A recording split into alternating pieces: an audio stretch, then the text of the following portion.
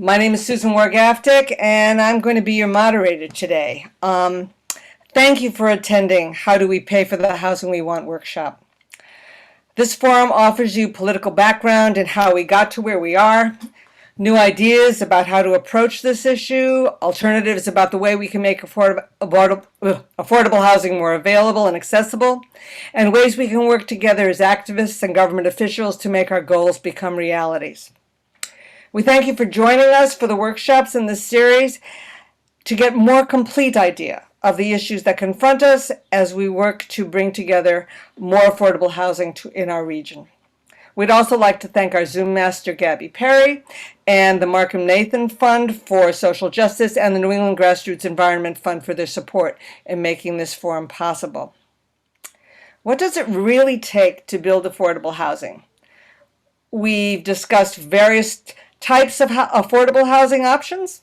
We've considered what kinds of housing might be most appropriate for various members of our community. We've identified the barriers to connecting people to housing. Since there is agreement that there's not enough affordable housing available in this county or in the country as a whole, one thing that is needed is the funding to actually build new or repurpose old buildings. Today we'll discuss how much money is needed, what are the barriers to bringing that funding to place, and to where it needs to go, and how community residents can assist in that process. We expect that everyone viewing these presentations will gain a better understanding of how the fundraising process for affordable housing works and why it always takes longer than you think it will take. We do not expect that every community resident who views this presentation will become a developer and must know the alphabet soup of funding sources. We have asked two experts in this field to give us an overview of how we go from an idea to a reality and what we as community members can do to help that process. As we've said in the introduction to the other workshops, this is the beginning of a process, not an end. We'll be contacting you shortly about options that we could see developing out of this housing forum. It will be up to you to choose what actions we take. But now on to the presentations. We are organizing this workshop in the following way. Each speaker will get up to 30 minutes to speak, and after that we'll entertain 15 minutes on the topics that the presenter has put forward. If you have a question, please consider how to answer it concisely so that we can use the time for the answers. If you have a question, please write the word STACK in the chat and I will call on you to speak. Moving forward, our first presenter is Laura Baker. Laura currently serves as the Real Estate Project Manager for Valley Community Development. She has more than 25 years of experience in community and affordable housing development and holds an MS in Community Economic Development. She has managed development of 150 units of affordable housing, including home ownership and rental housing for seniors, families, and at-risk persons, and has raised more than $45 million from private, municipal, state, and federal financing sources. Laura.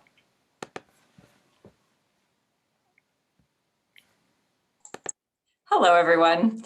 It's nice to see everyone here tonight. I'm going to just mention briefly that most of my work experience has come in rural communities. I worked at the Hilltown Community Development Corporation for 14 years, and I've been here at the Valley Community Development Corporation for just over 5 years. I do have a good foundation of experience trying to tackle the thorny challenge of small scale and mid-scale affordable housing development. My role tonight is I'm going to give you an overview of the most commonly used non-local financing sources for affordable housing. And then when I'm done, I'm going to turn it over and Shelley's going to really drill down on kind of local resources, local tools, local options. So that part is coming. And this is not, what I'm going to share tonight is not the only way to raise money for affordable housing, but I think it is the most well-trod path. So wanted people to have an understanding of it. There are other models out there, and I am pleased to see actually Megan McDonough here with us tonight. Shout out to Megan. Megan's the executive director of the Pioneer Valley Habitat for Humanity, which has a very different model of using local volunteers and raising resources than the one I'm going to talk about tonight. What I'm going to share tonight is kind of what I think of as the engine of the mass production of affordable housing in Massachusetts. So I'm going to share a presentation with you all. It's coming up.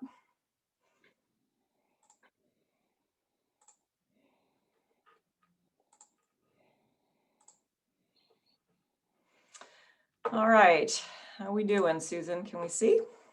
We're good. Okay, so this is the topic for tonight is for me, is who pays for affordable housing? Is it woodland animals or not?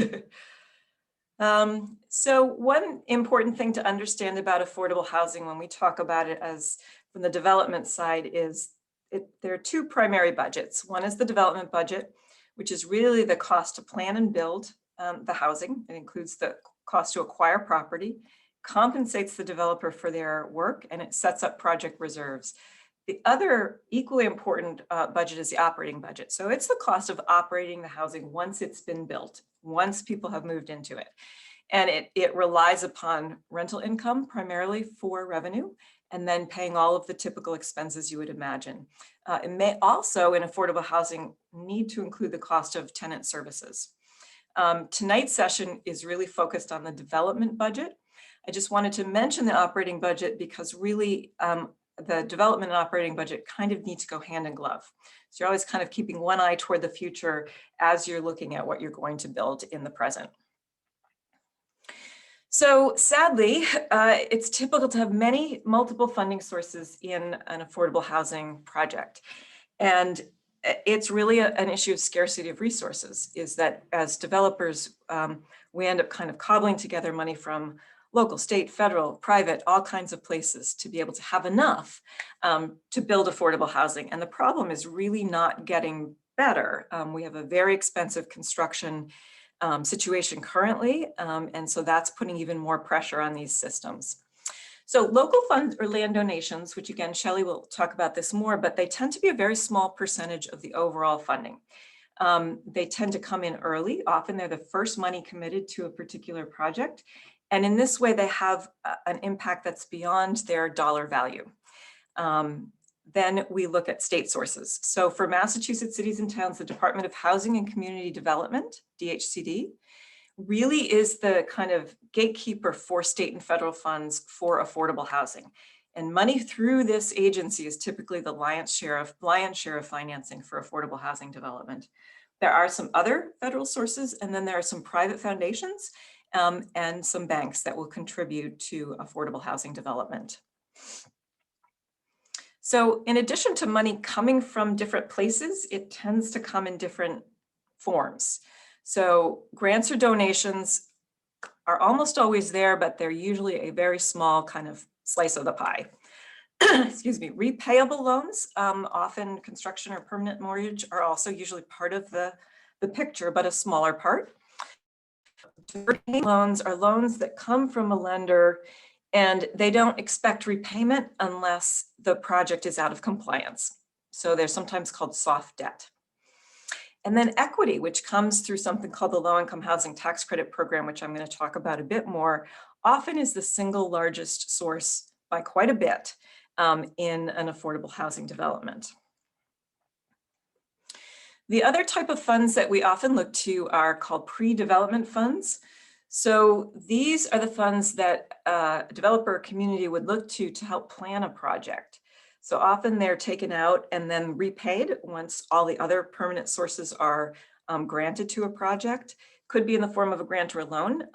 There are a few kind of go-to places in Massachusetts. One is the Keene Foundation, which gives small grants. And then the Community Economic Development Assistance Corporation makes loans, both for this planning and pre-development work, as well as acquiring properties. So in an ideal world, you wouldn't buy a property until you were all ready to go. But it doesn't always work that way. Sometimes a property comes up and you want to get it, but the deal isn't totally put together.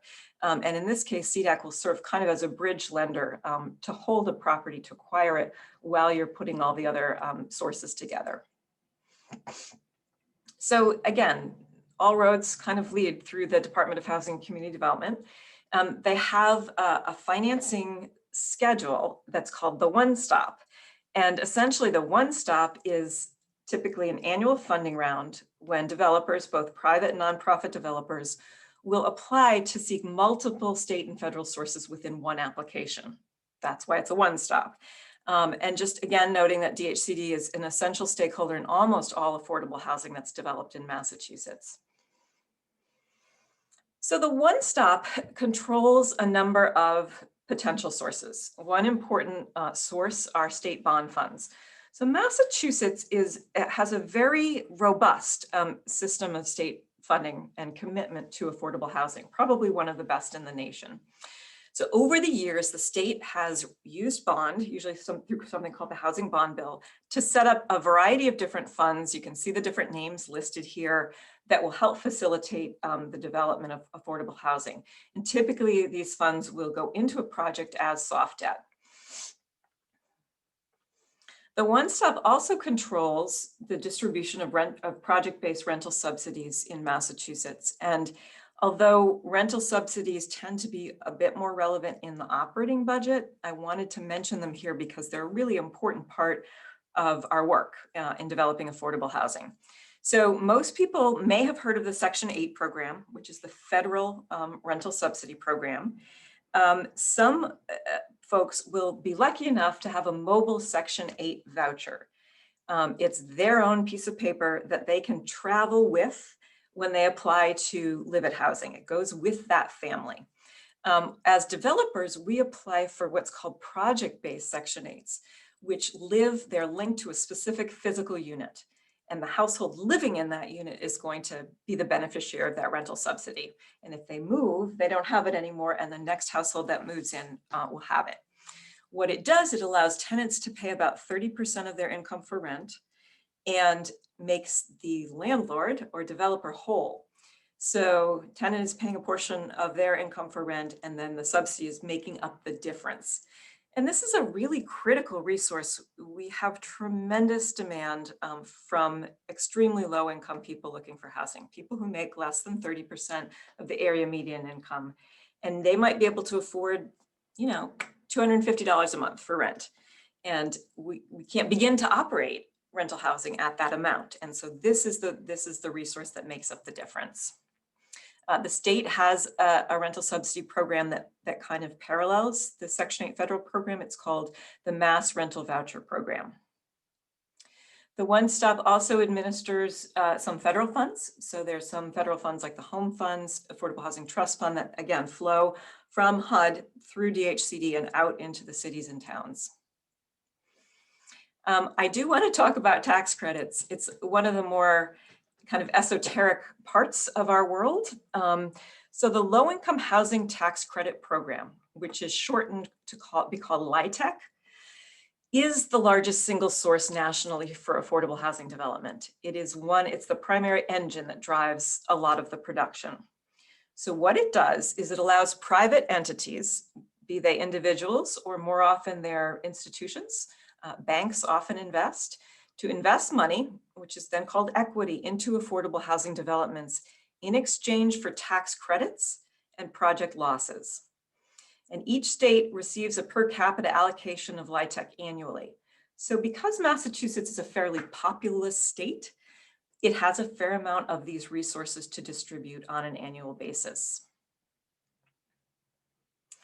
So LIHTC is actually not a HUD program, the Housing and Urban Development. It's an IRS program.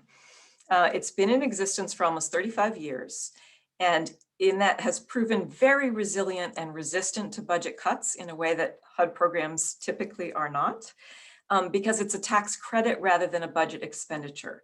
So it's basically money that never hits the federal coffers because people take it as a credit. It also benefits persons and institutions who have wealth and receive the tax credit as investors. So this means there are lots of stakeholders that are out there kind of championing and protecting this particular resource. So with the LIHTC program, what happens is an investor, say I'm a bank, I would contribute equity at the time of the housing development, and I would receive credits that are taken over the following 10 years. And during that 10-year period and a little beyond, the project has to remain in compliance for me to take those tax credits. Massachusetts has its own version of this federal LIHTC program. Per project resources are less. It's a smaller program than the federal one. And a project can receive both federal and state LIHTC, but it can't receive state LIHTC alone.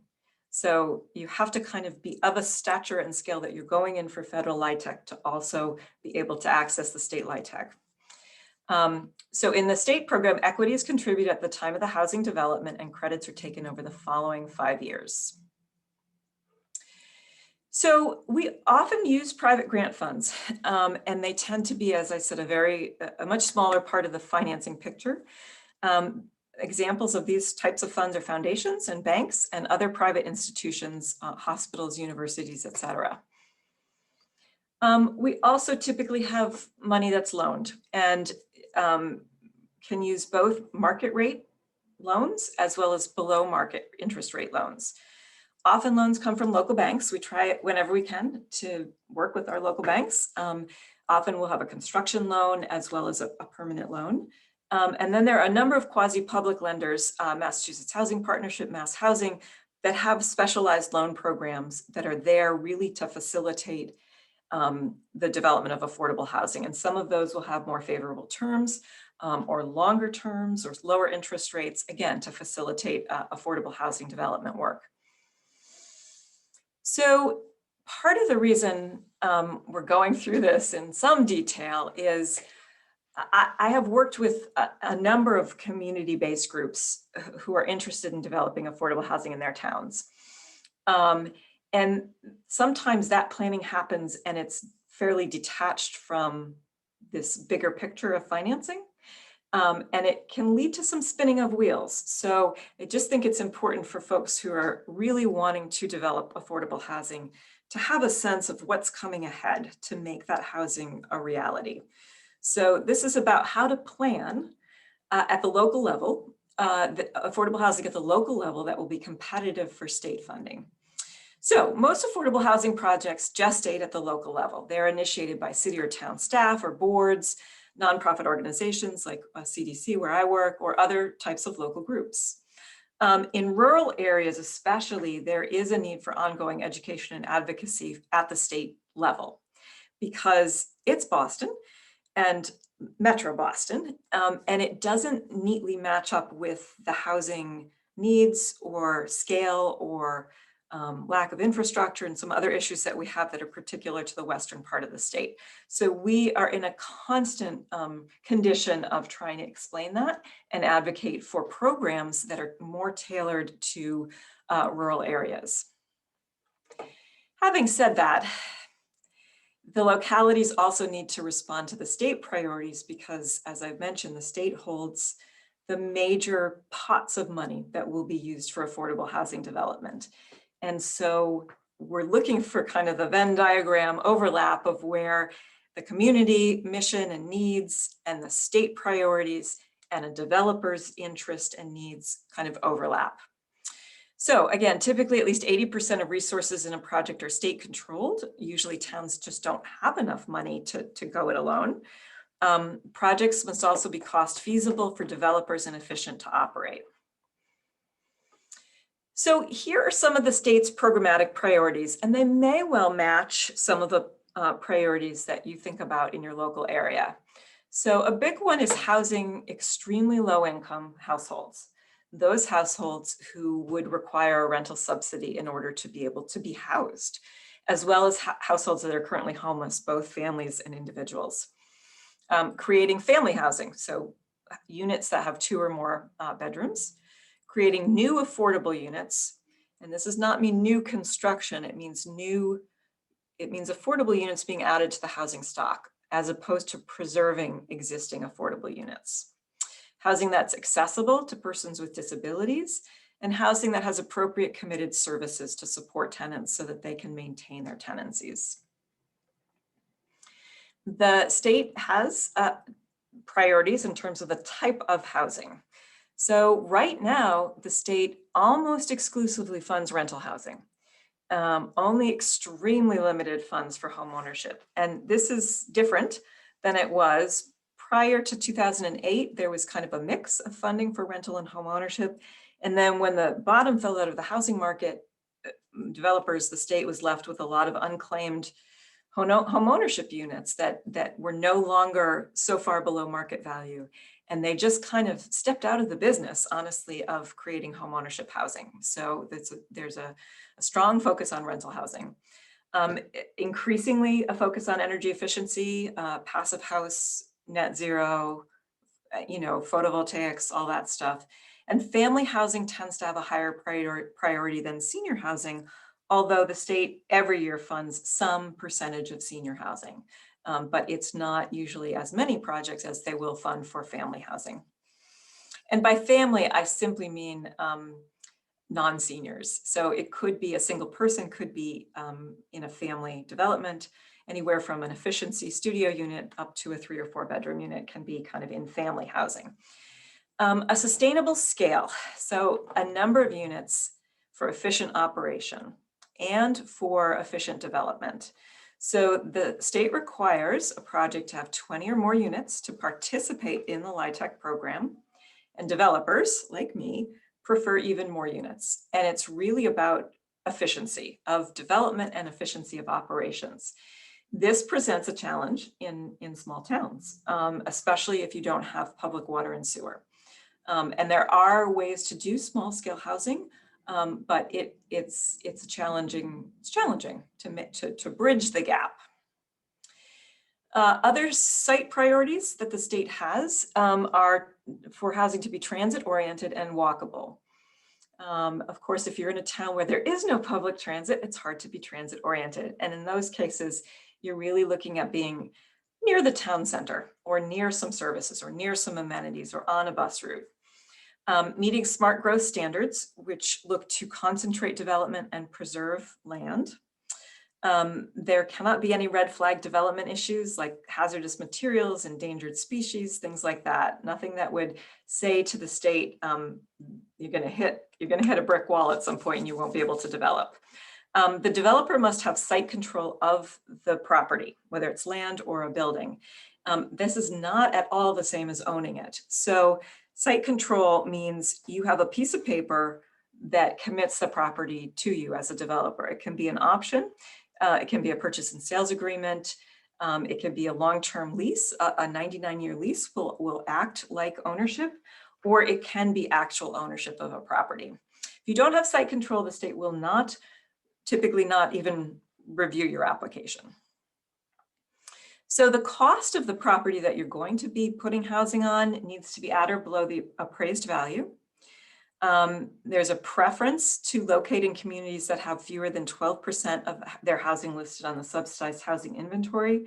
For those of you who are not familiar with that term, the state keeps basically a database of how many deed restricted affordable housing units are in a community versus the total housing stock. And their goal is 10%, but they have a preference and a priority if you have fewer than 12%. That your site due diligence is complete, you fully understand the site that you want to use, whether it's building or land, and it's ready to go under construction. Your designs are developed, you're ready to build. And that the site is large enough for desired amenities, be it parking, a playground like we're showing here, gardens, community space, community room, office space for property management, whatever it is, that your site can include those kind of amenities.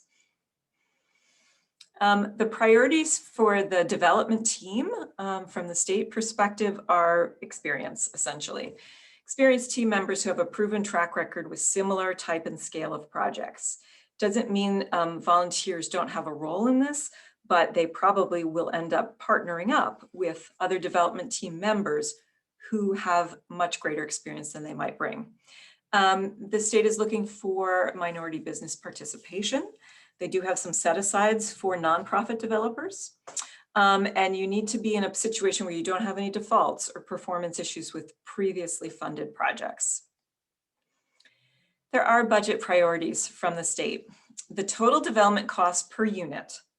So what does it cost all told to develop one unit of affordable housing in your project? Land costs, legal costs, construction costs, marketing costs, everything all rolled together. That's the yardstick that the state uses to measure across projects across the state. So you need to be presenting a project that has costs at or below a typical range. And as horrifying as it is, that range today is running between $320,000 and $450,000 per unit. In Eastern Mass, they're struggling to stay under $500,000 per unit. So it's a big ticket item to build affordable housing. And again, the escalation that we're seeing in construction is not making it any easier. So sometimes people think that affordable housing should be affordable to create. And I kind of think the opposite, that the obligation is to maintain low rents over a very long period of time.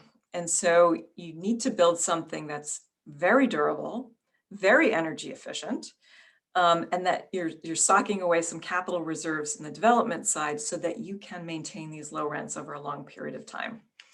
So the budget must comply with various project and program caps, of which there are many. All the other funds need to be committed. And again, this is where local money becomes so important. You cannot bring an application and be competitive at the state if you're showing any gaps or any pending resources in your budget. Everything else has to be committed. The cost of operating the property, called per unit per annum, again, needs to be kind of within a typical range for what that cost should look like. So the state really values community support. And they also really value lack of community opposition. And those are not always the same thing. When they say community support, a lot of times what they're talking about is municipal support. So getting your elected officials, your boards, on board with a project is extremely important from the state's perspective. So they actively look. They say, where is your evidence that you have a local process and local support for your project? And local support can take many forms. It could be money. That's a really probably the most common one. It could be the donation of land or building. It could be favorable zoning that allows typically greater density. It could be approving local permits, and it could be letters of support, as well as other things. It's not usually barn raising like in this picture, but it could be. There are only really a handful of programs that I think of as targeting or having a preference for rural areas or smaller projects. DHCD does have a community scale housing initiative, which really was the product of years of advocacy of folks right in our area to say the big state programs aren't working for us. So that is focused. You have to have 20 or fewer units to apply to that program. The Federal Home Loan Bank of Boston has its affordable housing program, which does give a kind of scoring bonus for being in a rural area. And then of course, USDA rural development programs are exclusive to rural areas. I would love to say they have great financing for affordable housing, but it has not been my experience. They do have some loan funds, but the big dollars still are really residing with the state housing agency. And that's it for me. I'm open for questions, and that's my contact information. Okay, thank you, Laura. Sure. That's a lot of information, and I know it's hard to absorb it all, but I think it's important that we all have a feeling for how many different complications and how many different possibilities there are. Miguel Forney, you wish to ask your question. Please go ahead. You're muted, Meg.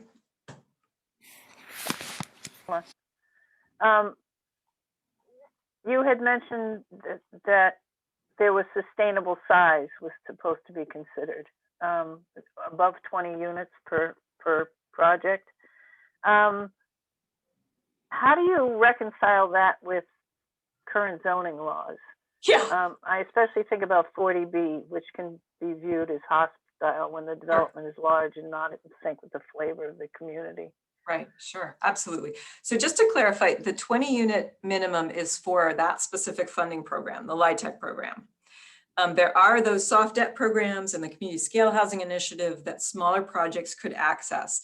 It's Okay. becoming harder to make projects work without tax credits because costs keep escalating. But I've worked on projects that don't have tax credits and that are smaller. In the small towns I worked in, we've had to use 40B because the zoning is entirely not set up for anything resembling a congregate situation of exactly. housing units. So, Laura, could you explain 40B? A lot of people don't Sure. know. what it is. sure. So Massachusetts has had a statute on its books for decades. It's a zoning statute referred to as Chapter 40B. It allows a developer, private or nonprofit, to request waivers from any local regulation, zoning or other local regulations, when they're creating affordable housing. And it's administered by a town's zoning board of appeals. And it can be controversial, as you can imagine. Cities and towns don't like to have someone come in and be able to override their local zoning. In some cases, cities and towns want the affordable housing, and they kind of partner with a nonprofit entity and help support the zoning approval for an affordable housing project. And that's sometimes called a friendly 40B. Even when they're friendly, though, neighbors might not like it. So there still can be a lot of contention even during that process. But there is an inherent challenge with the density that is desired for affordable housing and kind of pragmatic, and the character and capacity of rural areas, especially if you don't have public water and sewer. You're going to hit some very real limits in that situation. Meg, do we get to all of your question? Yeah, absolutely. Thank you. Thank Sure. you, Laura. Sure. Next, Alyssa LaRose. Hi. Hi. Hi, Laura. So I guess one of the things that I kind of struggle with is working with communities and with potential developers who are willing and interested in doing affordable housing but don't have that experience. How do we build that experience in our area so that they are competitive, especially for something like the community scale housing initiative that would fit in Franklin County, but so far we haven't really been successful with. Right. So what should we do? What people do is they hire a consultant or they partner with an entity that might be bringing that experience forward. Because it's really challenging to start from ground zero and try to go in and deal with the zoning and the permitting and the environmental and all the state stuff. So I have worked in prior life as a consultant, working with local groups, doing exactly that, kind of being the technician to kind of facilitate the work while the committee holds the idea and the vision. They, go to the board meetings and talk it up. They're like the local champions. And that's an incredibly important thing. They hold community meetings. You kind of need both. You need the technical part of it, and you need the groundswell and local support. Because if I come to a town and say, hey, we're going to build affordable housing here, people are like, who are you? It really works best when it gestates from the local community. And then you basically buy the expertise. Thank you. Pamela Goodwin. Hi, nice to meet you, Laura. In the past, I used to be on a public housing development committee. We used mass law reform lawyers, and we invited a prominent housing authority person to speak with us, and it also was in conjunction with Milking Institute. So my question has to do, and I was told, I don't understand why we don't have more congregate living. We have it in Turner's Falls. It's here in Greenfield. And what I was told, and I'm not saying he's the expert, but I was told there's no money in it. And I'm guessing, even though it's like 30% of your rent and so forth, it does require some services. Congregate Living has a social worker in Greenfield. It's hooked into LifePath, for instance, if anybody knows what LifePath is. So I am concerned about that.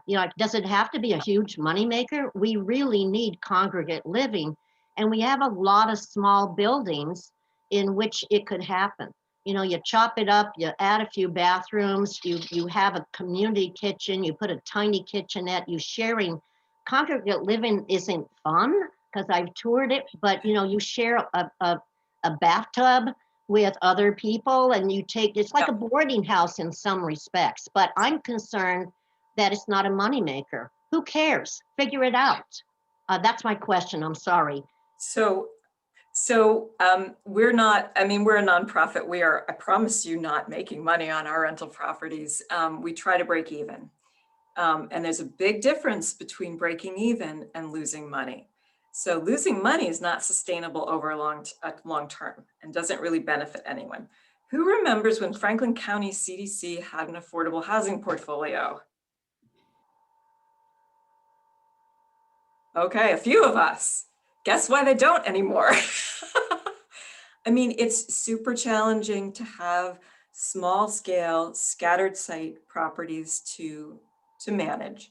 I think I don't see the state saying, no, we'll never fund congregate housing. I think it's not the vanilla thing. And you'd have to really show that you had the supports in place to make it work. So at my agency, we've built a number of, it used to be called SROs, but they're single person occupancy buildings. So you have your own bedroom, but you're sharing bathrooms, you're sharing kitchens, right? It's first tier housing for folks. And even that you need enough money to be able to manage it. And people come in with needs, right? And if you don't have services and supports in place, you just get a revolving door of folks. They're not gonna remain successfully housed. So I think, in the end, there's just a shortfall of resources in general for all different kinds of housing types. I don't see that the state just says no congregate housing, though. That's not my impression.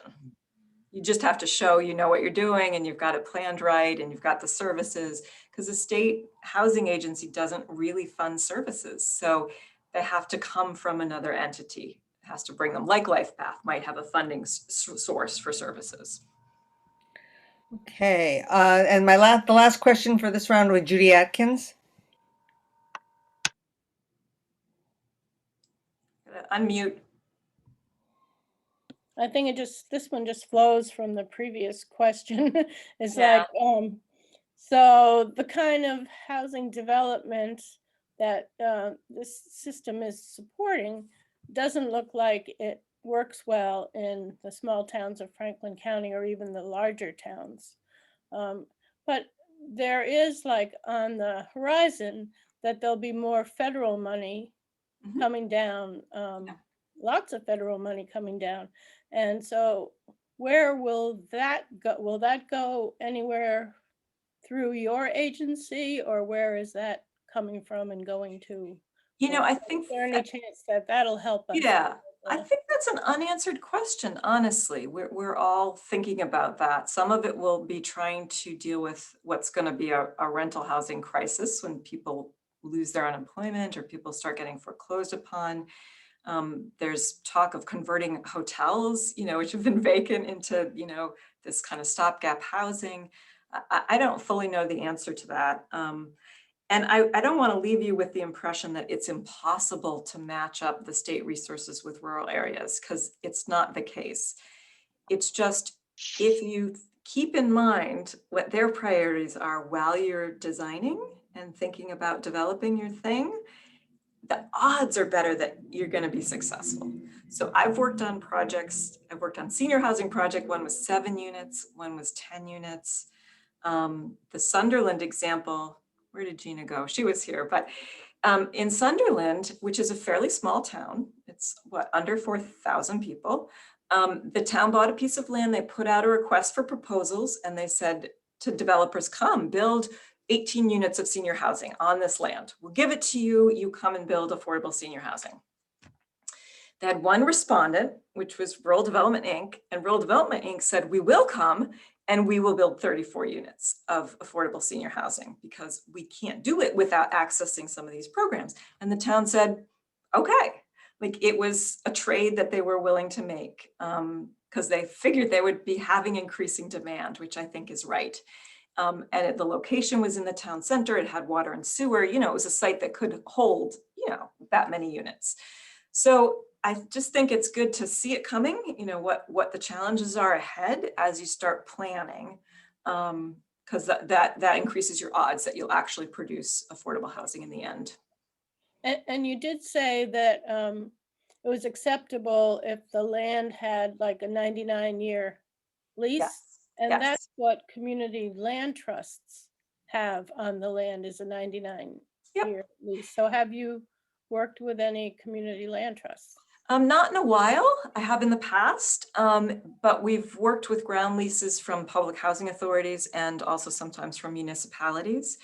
I love the land trust model. It's a little challenging again, with the state funding, it's just a little challenging to match it up. And, you know, some of the lessons learned from the movement that was much stronger in the past for land trusts is, you know, they need to be shepherded over time to succeed. Yep. Thank you. Sure. Thank you. Okay, we're going to move on because we have some information now about how we can all assist in this process. So our second speaker is Shelley Gehring. Shelley is responsible for working with communities and nonprofits to support affordable housing initiatives and development at Massachusetts Housing Partnership. She does this primarily by helping communities establish and operate municipal affordable housing trusts. She's one of the state's foremost experts on how to set up and use housing trusts and how to use the Community Preservation Act funds for affordable housing, either directly or through the housing trust. She conducts local and regional trainings throughout the year and regularly appears at local meetings to explain how trusts work and how CPA funds can help communities address their housing needs. Shelley. Great, thanks so much. So I'm just going to jump in and share my screen.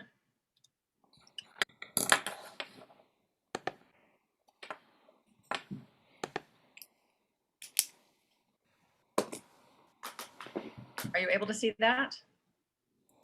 No. Nope, not yet. Mm. It worked earlier. There you go. Oh, you can see that? Okay, great. Okay.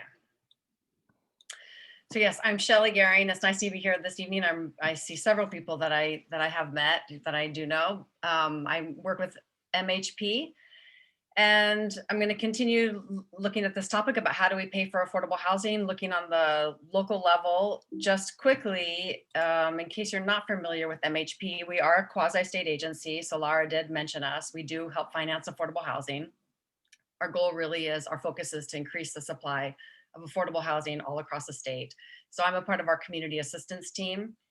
We have a lending team that has lent over $1.4 billion to support 27,000 units of housing support or create. We do focus on affordable rental housing.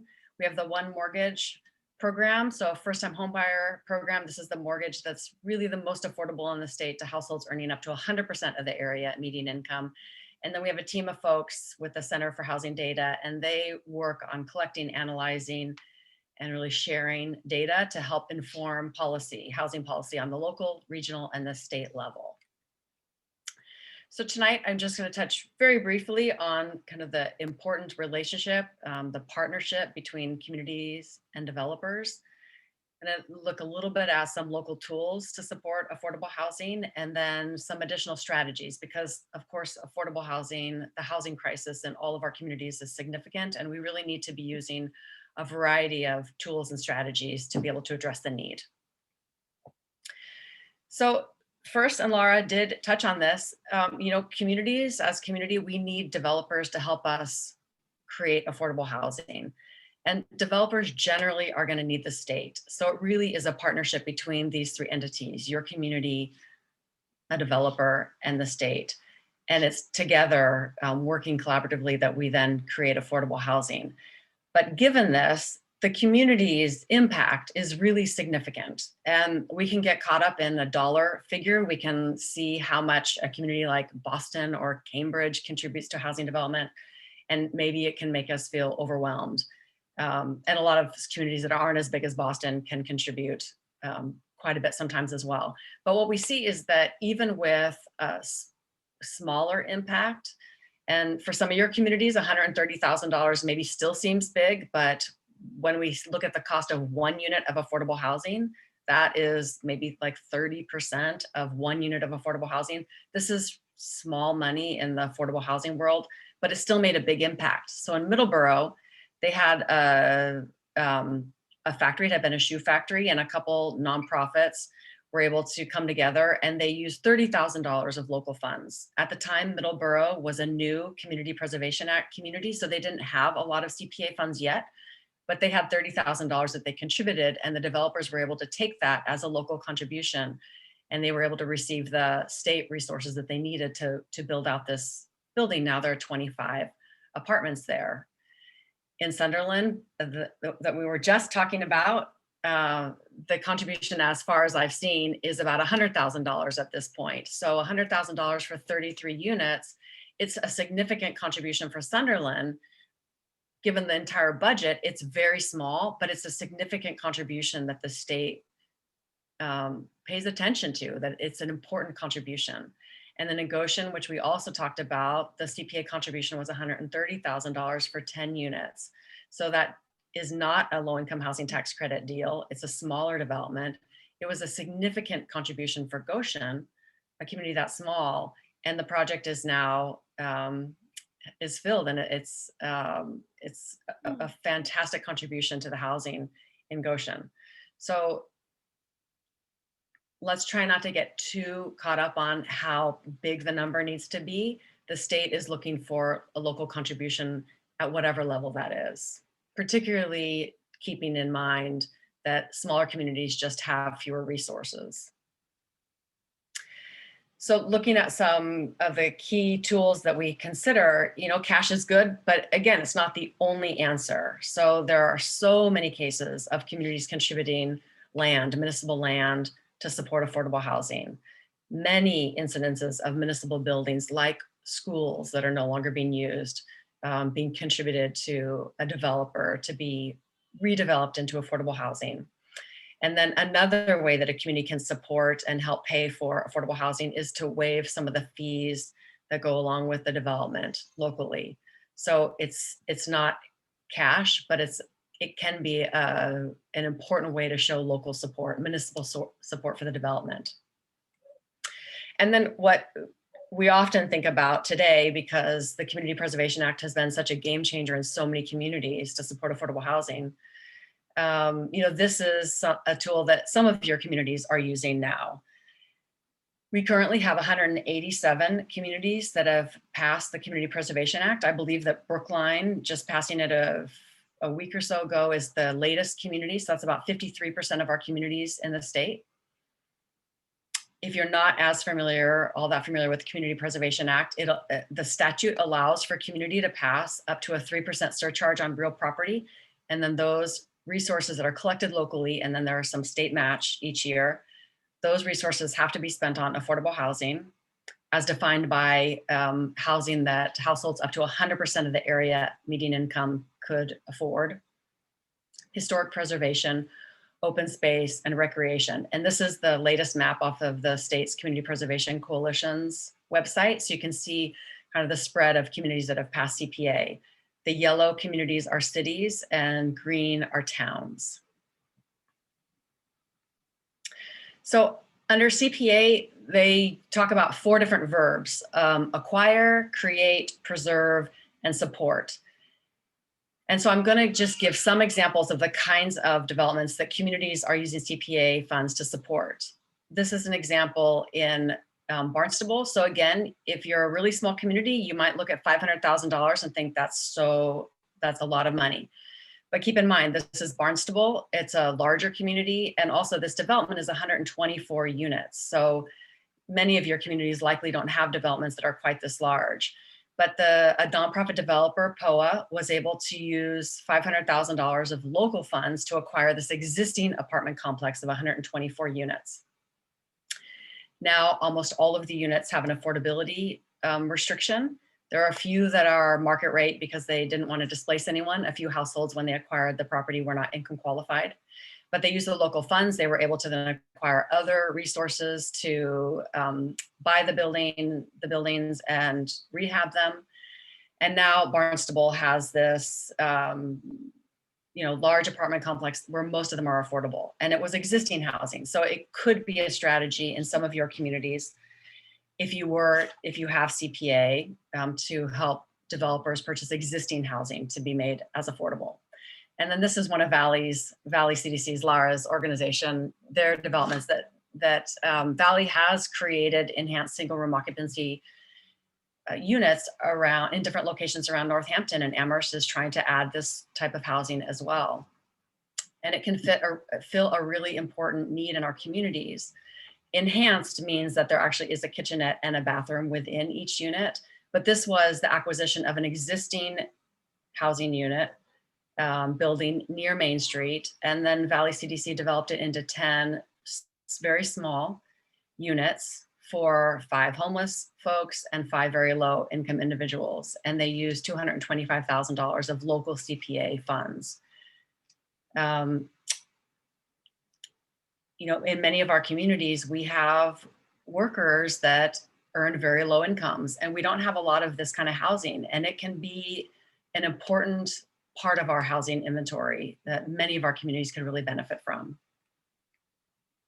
And then many of you are likely, I know that I think someone from Leverett or folks from Leverett are here. You likely are familiar, you maybe have heard about it before, but Leverett has a small scale homeownership program, their homeownership assistance program, managed by the Franklin County Regional Housing and Redevelopment Authority. We have many communities that oftentimes through their Affordable Housing Trust, which is the case in Leverett, using CPA funds, they manage this kind of homeownership program. It's sometimes referred to as a buy down program because it's helping income qualified households access existing housing, an existing house to purchase in town. So in Leverett, they have it structured where the maximum purchase price is $270,000, and they'll contribute up to $50,000 to help a household earning up to 100% of the area median income. So Leverett has it up to 100% using CPA funds. So these units are not on the subsidized housing inventory, which requires a ceiling of 80% area median income. And then they put a restriction on the unit so that it will be resold to an income qualified household. So we have many of these kinds of models, small scale homeownership programs around the state. And then many communities are using their local funds, specifically CPA funds, to create affordable housing. This is an example in Dennis, Melpit Farm. And this is also using municipal land. So there was disposition of town-owned land. They put out a request for proposals. A nonprofit developer was chosen. And now there are 27, it was actually, I think, a partnership of a couple nonprofits. And now it's 27 affordable townhouses. So it's a variety of different buildings. You can see on the picture on the lower picture, the layout. The site plan has a variety of different buildings that look similar to the picture. They're affordable at 60% of the area median income and 30%. So that's how you know that there are LIHTC, low income housing tax credits in this development. They're family rental, which just means that they're not age restricted. And they received $475,000 of local funds. So again, that might seem like a lot to some of your communities, but that was just what Dennis was able to contribute. And then this example is already given as a much smaller development. And you maybe know the story that there was some surplus church land that a nonprofit was able to acquire using CDAC, an acquisition loan with CDAC, which Laura brought up as one of the few sources in Massachusetts to acquire sites for a nonprofit to acquire sites. I think a key thing with the Goshen story is that they had a committee that was really looking at the need for senior housing And this group of folks were actively engaged in the community, and they were working with the nonprofit organization as well. So they were helping to kind of facilitate the conversation and helping on the ground to move the project forward as well. And then the local community contributed $130,000. And then there are many examples of reusing existing buildings for affordable housing. So this has been brought up already in some of the comments. So again, the shoe shop place in Middleborough was a shoe factory, and now it's rental housing. In Stevens Corner in North Andover was an underutilized nursing home, and a nonprofit was able to acquire it using local funds as well as many state resources. And now it's 42 units of rental housing. And I put family in quotes because it's really just non-age restricted housing. And then the Rockport High School apartment. So it had been a high school, and now it's actually age restricted. It's senior apartments. And there are many examples of schools being reused for affordable housing as well as market rate housing. So sometimes this can be a less controversial way to add affordable housing, not always, but oftentimes it is, versus new construction. And oftentimes it's helping to bring an underutilized building back online. So it can be a win, kind of a win-win for a lot of people in many communities. And then with CPA, with preservation, we're generally looking at preserving affordability. So there are different funding sources where the affordable restriction is perhaps only for 15 years or 30 years. It's not necessarily in perpetuity. So in some communities, they're really paying attention to the restrictions that are set to expire. And then they're actively working on extending those expirations when it's getting close to the expiration time. So this is an example in Amherst. They had this 204 unit development. 41 of the units were affordable and they were set to expire. The existing owner was not interested in extending the affordability. He wanted to move them into market rate. The community was really concerned around that and didn't want to lose these 41 units. And so they ended up reaching out to MHP and then eventually to Beacon Communities. So a very, a large developer with a lot of experience in multifamily housing and affordable housing.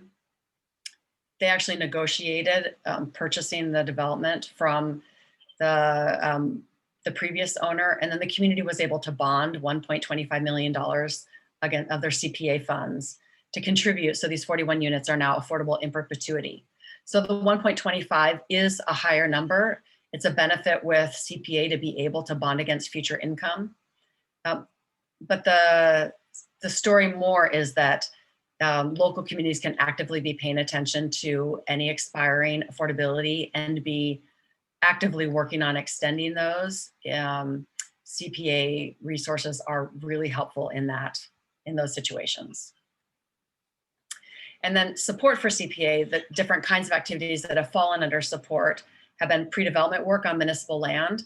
So if your community has a site that you're interested in potentially seeing affordable housing, some CPA resources could go to the initial feasibility and pre-development work. We've had communities that have used some CPA funds to update their housing needs analysis or create a housing production plan. And then rent assistance is explicitly allowed in the CPA statute. And many communities, including in Western Mass, have used CPA funds for rental housing, particularly through the pandemic. So this is one example of pre-development work that was done in Wellfleet on a municipal site that the town owned a little over 4 acres. And they did some initial feasibility work that came up with finding that there were no wetlands, that there was public water access.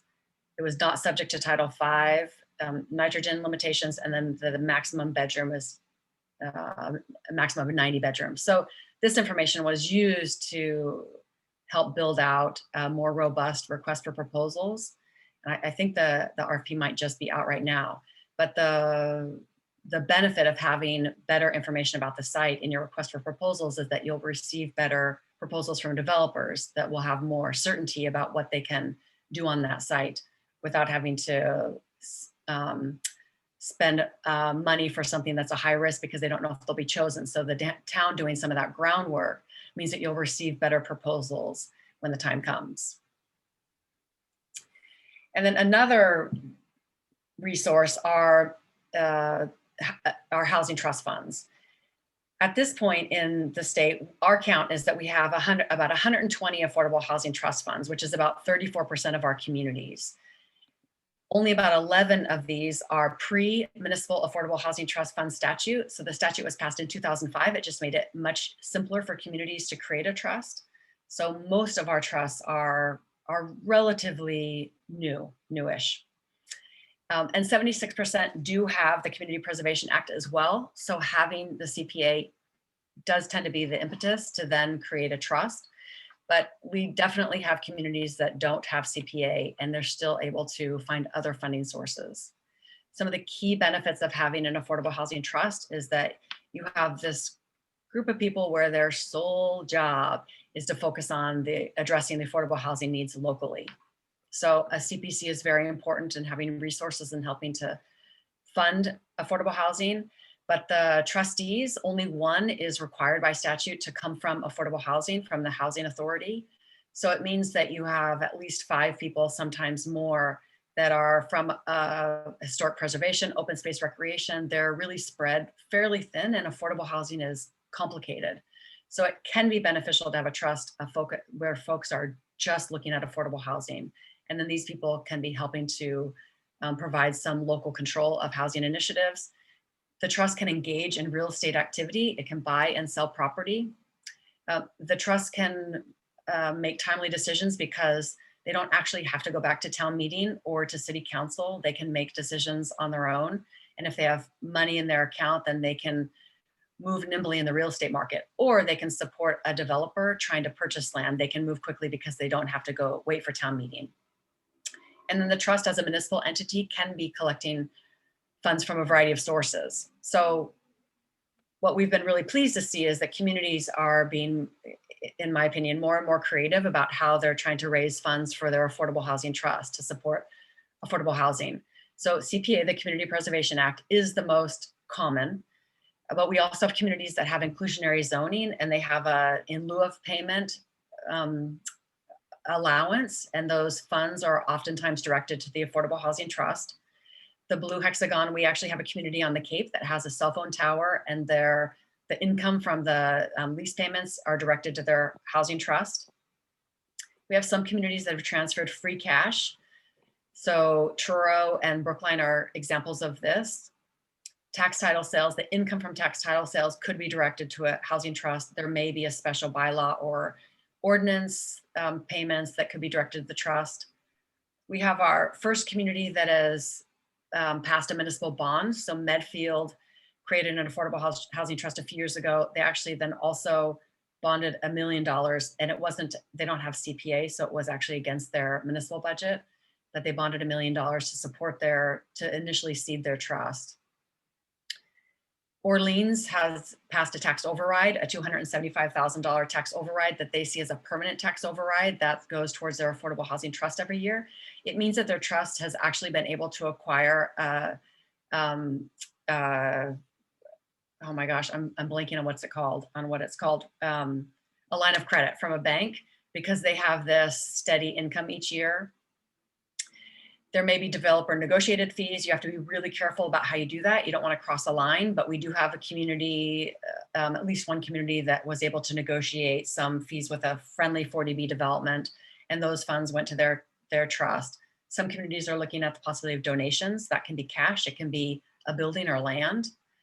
And then you may be aware that there's legislation before the legislature to allow for real estate transfer fees. Boston's really pushing for that, Nantucket and other communities are really pushing for that.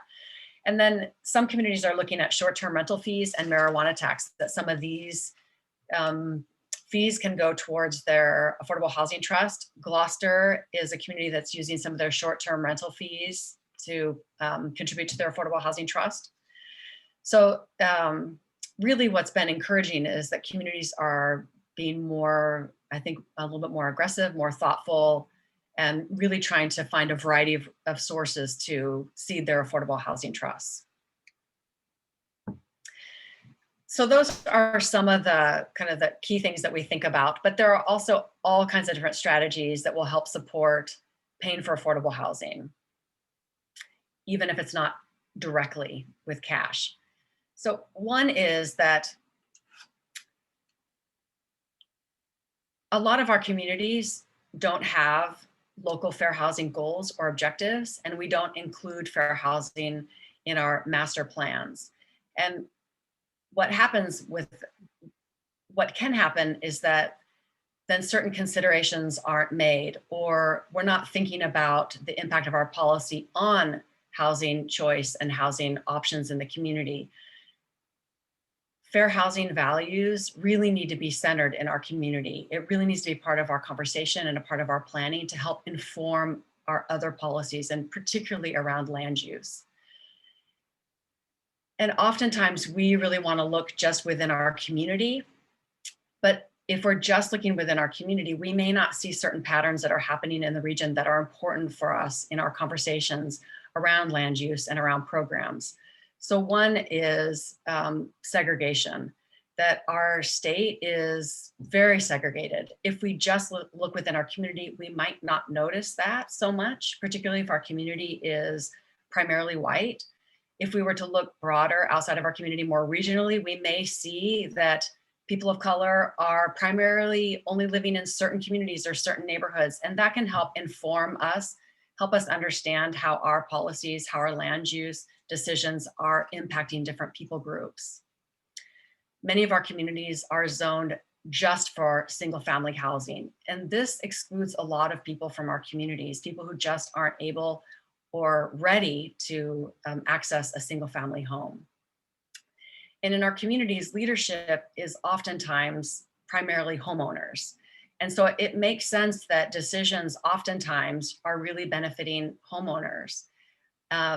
So it can be really helpful and important to have renters or people who might rent in our community, might be interested in renting in our community if there was rental housing, affordable rental housing available. So having broader voices can also help give us insight into how our local decisions are impacting different people groups. We say this a lot: zone for multifamily housing to expedite permitting and decrease costs. So a lot of our communities just don't zone for multifamily housing. But the reality is that the longer the permitting process, the more expensive the development will be. And if we allow for some multifamily, some areas to have multifamily by right, it means that the costs will be less and affordable housing is more doable. It's more affordable in your community. So we really urge you to consider what areas of your community make sense for multifamily zoning. And accessory dwelling units. So some of your communities likely have an accessory dwelling unit bylaw. It may or may not be producing units. There are a lot of different ways that accessory dwelling units can be added into your community. They can be detached, it can be attached, it can be on the interior. Sometimes our bylaws can be really restrictive. That might be why in some of our communities there aren't that many accessory dwelling units being added. But it's one potential strategy. They don't necessarily have to be deed restricted where they're affordable, but just having more diverse housing options and some smaller housing options can benefit our local communities, our local residents. So if you do have a bylaw and it's not producing units, one strategy could be to really review the bylaw and to give some thought to why are people not utilizing it. And then in many of our communities, we have large single family houses, and there's a complaint that we hear all the time, all across the state. There's no place to downsize in our community, but it's really a problem that we've created ourselves by not allowing the zoning that allows for smaller houses or condos or apartments. So, is it an option to make it easier for large single family homes to be subdivided into multiple units? And I just threw out, could this be a niche for small scale developers? And again, they don't necessarily have to be deed restricted, but just allowing for more smaller housing, more housing options can improve just access to housing in general in our communities. And this kind of really small development is not something that a CDC and nonprofit developer is necessarily going to be able to do just because of the costs and then managing if it's rental. So it could be something that a smaller scale developers, they're doing it in markets like Boston and have been for years. I'm just wondering, could it be in smaller communities as well? And then something that we're seeing on the Cape that is actually, I think, really exciting is we're seeing communities contribute to affordable housing development outside of their community. So these are just 3 examples, and there's a growing number on the Cape. So the Village at Nauset Green is in Eastham. It's 65 units of housing. Eastham contributed the bulk of the local contribution, 1.45 million, and they also contributed 11 acres to the development. But Orleans chipped in $100,000, Wellfleet chipped in $100,000. So together, that's a significant show of not only local within the community, but also regional support for the development. The middle one and the second and third are actually housing specifically for adults living with autism. Both developments were actually initiated by parents of an adult child with autism. So the middle one is 8 units for adults in Dennis. Dennis contributed $500,000 and 5 acres, but between Barnstable, Yarmouth, Chatham, Mashpee, and Brewster, another $500,000 were contributed. So they had $1 million of local funds, which for one community, that's a lot. But when you spread it out over this many communities, then it's much more doable. And then the Cape Cod Village is a similar concept, but it's 2 buildings, 8 bedrooms, each building. So there's 1 building that's for men, 1 for women. So 16 total. This is in Orleans. And then between Brewster, Chatham, Eastham, Orleans, Provincetown, Truro, and Wellfleet, $950,000 were contributed. So a significant show of local support. So it's a nice strategy that with an individual community, it could be hard, but if you pool your resources, then you could contribute to affordable housing development. Now these units are counted on the subsidized housing inventory, but only for the community in where the housing is. So the other communities contributed without any direct benefit. They just saw the regional need to have this kind of housing. And then I know that density in almost every single community across the Commonwealth is can cause concern and can be upsetting for people. Density means different things in different communities. I'm not talking about Boston density, but we're seeing this image is an extreme case. This is on Martha's Vineyard. But we're seeing variations of this across the state where we're requiring a large piece of land for 1 unit of housing for just 1 household, as in this picture is just extreme. The greater the density, the less subsidy per unit. So the more affordable the development is. And density also speaks to sustainability, that even though you may not want a building that looks like this, denser housing does mean less environmental degradation per capita, particularly if the housing is near existing infrastructure and we're not having to build additional roads. So I do believe that density does need to be a part of the conversation when we talk about affordable housing. And it doesn't mean Boston density, but if our interest is a lot of 2 and 4 unit buildings, for example, that are affordable, that's a really expensive way to create affordable housing, and it's unlikely to receive state support. So it just needs to be a part of the conversation when we talk about affordable housing, not necessarily this level of density, but some degree of density, as Laura did touch on, per different funding sources. Because as we're considering all the different tools that we need to pay for affordable housing, sustainable land use really needs to be one of the tools that we're talking about in our communities. MHP has a lot of different resources, including online resources like DataTown, Housing Toolbox. DataTown gives data about every community in the Commonwealth that could be helpful in your conversations locally. The Housing Toolbox has a lot of different resources around housing development, financing affordable housing as well, about affordable housing trusts, CPA, municipal engagement, community engagement. So that's and it has a search tool. So if you're looking for something in particular, you can just put in certain words or phrases and it should help you bring up resources, and then my contact information as well. Thank you, Shelley. Do we have any questions? I will add, okay, Michael? Hi. So my question is for both of the speakers. I guess it's partially an expression of my opinion on this, this larger issue, and then a question following from that to both the speakers. It just seems to me that Section 8 is something that we should be moving away from, this model where we're just paying private landlords. And of course we saw this almost disastrous situation in 2019 where when we had the government shutdown, when the budget wasn't being passed, there were, I don't know how many people who almost lost their Section 8 housing because the landlords weren't able to be paid. And it just it just seems like kind of public housing. It's just a private subsidy disguised as public housing. I know for people who work in Section 8, that might seem like an insensitive thing to say. I'm not aiming it at you. I'm aiming it more at the actual, policy. So I'm wondering if you believe that sort of model is something maybe to try to move away from, and how you would go about that, because obviously a lot of politicians and uh, city planners and so forth are going to say, well, hey, Section 8 is the best thing we have right now. It ain't perfect, but but whatever. So that's my question.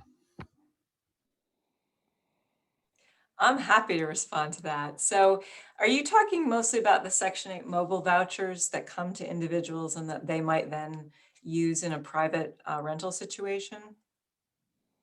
I was speaking more just generally about the program. Unfortunately, I don't have um, an expertise Okay, level of because knowledge. I heard you say that it was a subsidy for the landlord, and with the Section 8 program, there are rent ceilings. So actually, often it's below market rent. And people have trouble finding rental housing because the Section 8 program is restricting their rent. And so the landlord is taking a bit of a hit to take in Section 8 tenants oftentimes. I am a big fan of the Section 8 mobile voucher model because I feel like it's the best integration tool that we have. So each individual who has one can live wherever they can find housing. And rather than creating projects of people who are all low income. So I think it's an imperfectly rolled out system, mainly because the caps are too low, but I like the model of the money going with the individuals and people having choice over where they want to live. I think it's a struggle to pay for it every year because it's an expensive program and it's vulnerable. And the people who are using it are vulnerable because of that, because there's always a danger that it'll get caught and then what? So Shelley, my 2 cents. Shelley, do you have anything you want to add? I would just add that part of the Federal Fair Housing Act is affirmatively furthering fair housing, that we're called to not just acknowledge impediments, but to help. One thing is increased housing choice, which Laura used that language, housing choice.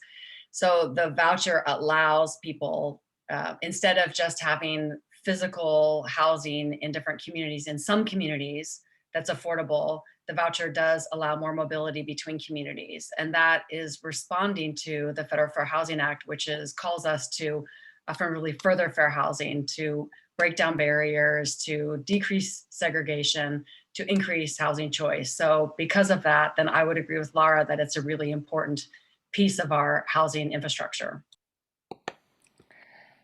Laura, can I Go ahead, Meg. ask a question?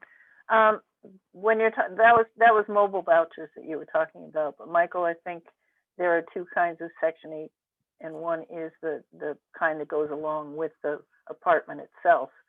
Where does the money go? To the developer, to the management company? Who gets the money from Section 8 on that one, as opposed to the smaller landlord who's renting out his one apartment? Right.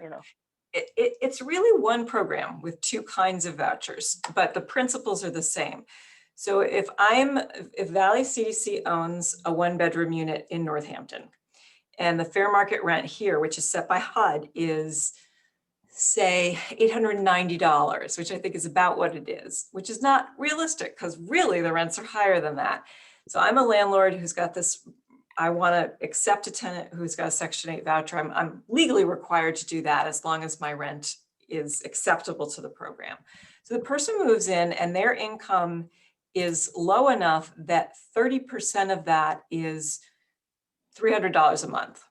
So what happens is the person pays their $300, an agency locally funnels the rest through to the landlord. So the landlord gets the $890. They don't get any kind of windfall, they just get basic rent. But it's coming from two streams, one from the person, the tenant's pocket, and one from ultimately from HUD, from the federal budget, but it trickles down. If I'm the tenant and my income changes, I have to be recertified every year. So if my income goes down, then my rent could go down and the subsidy portion goes up. My income goes up, my share goes up, and the subsidy portion goes down. So there's always kind of a seesaw in that program. But if you're talking project Section 8, it works the same way in It that does. the tenant pays 30% of their income and Yep. the developer or management company or whoever owns Yep. this building Yep. gets the rents for all of the units that are in there. Correct. Okay. And it allows you to have a stable platform to budget and to keep everything operating. Exactly. Yeah. Okay, I'm going to try to move on a little bit. Nathan Chung? Yes, thank you. I had one quick question and a longer one.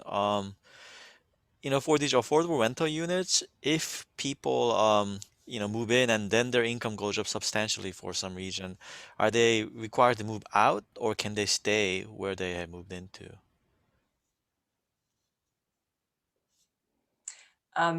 Most programs are protecting people in that situation. And so they might have to pay more rent up to a market value for rent if they no longer need the affordable situation. But it's pretty rare that you would have to leave because you're doing well. Okay. Most programs are trying to protect against creating a disincentive for people to do well in the economy. Thank you. And if I can ask a second one, there seems to be sort of an inherent conflict or contradiction between needing to create more affordable homes versus people wanting housing shortage so their house value stays high and they can use that to fund their retirement. I mean, is there this, is that really the case? And how do we balance all that?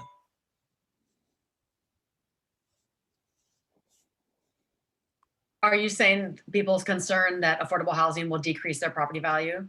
Yeah, that's something I hear a lot, or something that people don't want to say, but that's the fear in a lot of people. Like, whenever some affordable housing or even missing middle housing, like just market rate, but smaller, more affordable housing for middle income people. I think the inherent fear is if we keep creating more housing or make it easier to create housing, I think a lot of people have this internal fear that if they're already a homeowner, that their house value is not going to appreciate, substantially, and they're gonna have trouble funding their retirement, for example. Is that a legitimate fear? And I mean, how do you like address things like that? There So- are some studies that show that affordable housing generally does not impact property values, particularly over time. And most communities are just not building the amount of housing where it's really gonna impact, directly impact the other housing units, but it is a perception that a lot of people have. So I think that it's best to have that conversation up front. And there are different studies that we can help point you to that show that the impact is oftentimes it's actually a positive impact on the community and the neighborhood, because oftentimes it's actually helping to improve a site. Affordable housing today is, people have assumptions of what it is from yesterday, but today we can point to, Valley to give you a tour of their developments, that affordable housing is largely very attractive. It's very well taken care of, but also why Laura did talk about operating budget and the importance of that is because that speaks to how well the development is managed long-term. So we just want to make sure that developments are well funded. because of that. But I'm going to let Laura jump in. But so there's lots of perceptions about that. It's not an uncommon concern. Yeah. One thing is to tour existing affordable housing developments to see how attractive they are, how they contribute to the community. Another is that there's just different research to show that it doesn't impact. And I'm going to turn it over to Laura. I agree with all of that. I think there's a larger kind of social equity question that I hear about supply and demand. And yeah, when things are scarce, they're more expensive. And if they're more plentiful, then maybe they're worth less. And that's a social value that we keep choosing over and over again as a country. We keep choosing to have a few people get more and more and everybody else have less. And it reflects in housing, it reflects in all kinds of sectors of our economy. Yeah, I don't know what to say. I think housing should be in a category of things that are kind of basic givens for people, kind of as we're moving toward doing with healthcare and as we did with kind of public education. But Well, actually, one thing that I meant to point out in my presentation, I meant to mention is that housing after World War II got relatively affordable because we were building so much housing in this country. And then it slowly, starting in the 70s, we started down zoning and not allowing development, housing development. And slowly over the last 50 years, it's gotten more and more expensive, but it's because we have suppressed supply. So it's also, our memories can be really short, that we don't remember that our parents, not all of our parents, a lot of our parents and grandparents benefited from this huge boom of housing development after World War II. And then we kind of pulled up the ladder. We made it more and more difficult for people. So I think also understanding some of that history in our communities and talking about that, for some people that might be beneficial or helpful. Thank you Thank very you. much. I'm just going to go for one more and then we'll close it down because we are at time. Becca King, did you have a question? Well, it was about the mobile voucher, but you've addressed that. I've heard that people who have one can come from anywhere in the state. And we know people here who have been waiting 2-3 years for a voucher. And then somebody snaps it up because they've been on the state list longer than the locals can be on it.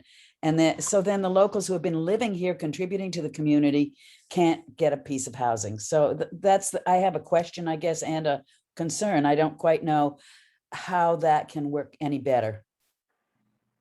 I'm gonna, if she's willing, ask Gina to answer that because she runs your local housing authority. Sorry, Gina. It's okay. It's a fair question. And I think that Massachusetts is unique in how we administer vouchers, in that someone who gets one can technically, if they can prove residence in Franklin County, they can get a voucher here and then take it anywhere in Massachusetts that they'd like. So they don't need to use it here. So given, I would flip this on its head and actually say that two things. One, because we have a surplus right now of vouchers in Franklin County, in that we give them out and people can't find places to use them. So that is oftentimes the reason why someone would choose to take it somewhere else. Yeah. Because they need a place to live and they need to make their life work. So I think it's good for them to have that mobility. Yeah. Okay. Thank you. Okay, I'm going to kind of call this a wrap. And I first of all would like to thank Laura and Shelley for giving us a huge amount of information that I think we all have to absorb. The slides from Laura and Shelley will be available so that you can look at them again and think them through. And we will also have the video available, I hope, later tomorrow during the day. So I'd like to thank everyone for attending the How Do We Pay for the Housing We Want workshop. We hope you've learned some new information, and we also hope you're inspired to continue working to make safe, affordable, and accessible housing more available in your community. As mentioned before, this is the beginning of a process, and we hope that you will continue to work with us and in order to reach the goal of housing for everyone. To continue the conversation we have begun today, please sign up for the discussion at the community action icon on our website, and we'll contact everyone who has attended this workshop for follow-up on our discussion today. We intend to continue working on making housing a human right, not a privilege, and we hope you will too. Thank you very much. Have a lovely evening. Bye-bye.